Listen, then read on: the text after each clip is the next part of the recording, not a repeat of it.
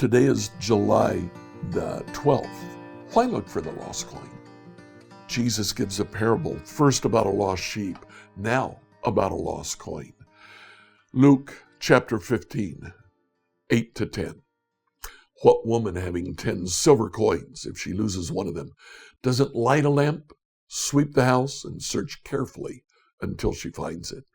When she's found it, she calls together her friends and neighbors, saying, "Rejoice with me, for I've found the coin that I had lost."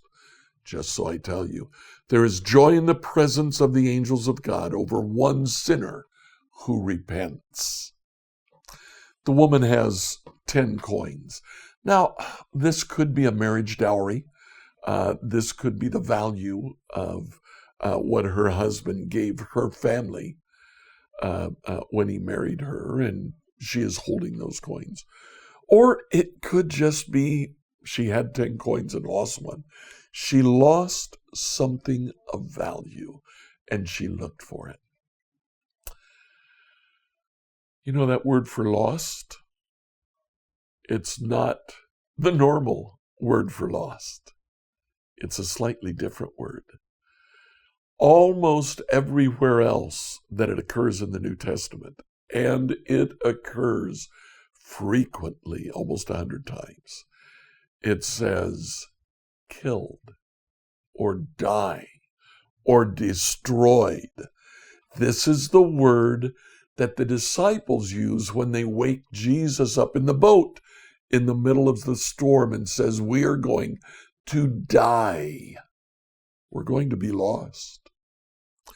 There's a sense in which these three parables, the lost sheep, the lost coin, and the lost son that we'll read about tomorrow, they were dead. They were destroyed. They were non-existent until someone looked for them, found them, and literally brought them back to life.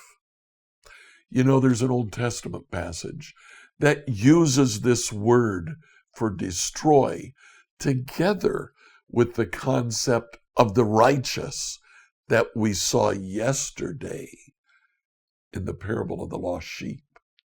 Let's read Genesis 18. Stick around afterward. I have a few comments to make. Genesis 18, New Revised Standard Edition. The Lord appeared to Abraham by the oaks of Mamre, as he sat at the entrance of his tent in the heat of the day. He looked up and saw 3 men standing near him. When he saw them, he ran from the tent entrance to meet them and bowed down to the ground. He said, "My Lord, if I find favor with you, do not pass by your servant. Let a little water be brought, and wash your feet, and rest yourselves under the tree. Let me bring a little bread, that you may refresh yourselves, and after that you may pass on, since you have come to your servant." So they said, "Do as you have said." And Abraham hastened to the tent to Sarah and said, "Make ready quickly 3 measures of choice flour, knead it, and make cakes." Abraham ran to the herd and took a calf, tender and good, and gave it to the servant, who hastened to prepare it. Then he took curds of milk and the calf that he had prepared, and set it before them, and he stood by them under the tree while they ate. They said to him, "Where is your wife, Sarah?" And he said, "There in the tent." Then one said, "I will surely return to you in due season, and Sarah your wife shall have a son." And Sarah was listening at the tent entrance behind him. Now Abraham and Sarah were old, advanced in age. It had ceased to be with Sarah after the manner of women. So Sarah laughed to herself, saying, "After I have grown old, and my husband is old, shall I be fruitful?" Then the Lord said to Abraham, "Why did Sarah laugh, and say, Shall I indeed bear a child, now that I am old? Is anything too wonderful for the Lord? At the set time I will return to you in due season, and Sarah shall have a son." But Sarah denied, saying, "I did not laugh," for she was afraid. He said, "Yes, you did laugh." Then the men set out from there, and they looked toward Sodom, and Abraham went with them to set them on their way. The Lord said, "Shall I hide from Abraham what I am about to do, seeing that Abraham shall become a great and mighty nation, and all the nations of the earth shall be blessed in him?" No, for I have chosen him, that he might charge his children and his household after him to keep the way of the Lord by doing righteousness and justice, so the Lord may bring out for Abraham what he has promised him. Then the Lord said, How great is the outcry against Sodom and Gomorrah, and how very grave their sin!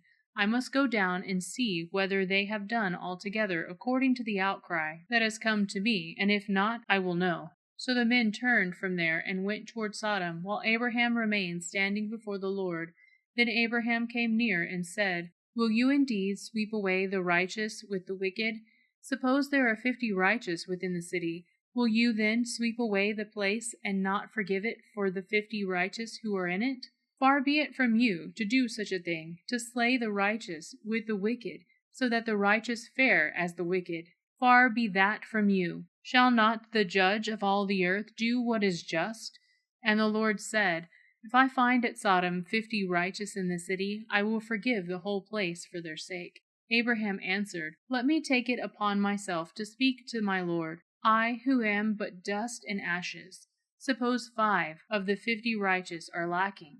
Will you destroy the whole city for lack of 5? And he said, I will not destroy it if I find 45 there. Again he spoke to him, Suppose 40 are found there. He answered, For the sake of 40 I will not do it. Then he said, Oh, do not let my Lord be angry if I speak. Suppose 30 are found there. He answered, I will not do it if I find 30 there. He said, Let me take it upon myself and speak to my Lord. Suppose 20 are found there. He answered, For the sake of 20 I will not destroy it. Then he said, Oh, do not let my Lord be angry if I speak just once more. Suppose 10 are found there. He answered, For the sake of 10 I will not destroy it. And the Lord went his way when he had finished speaking to Abraham, and Abraham returned to his place. So in Genesis 18, God comes, visits Abraham with 2 of his angels.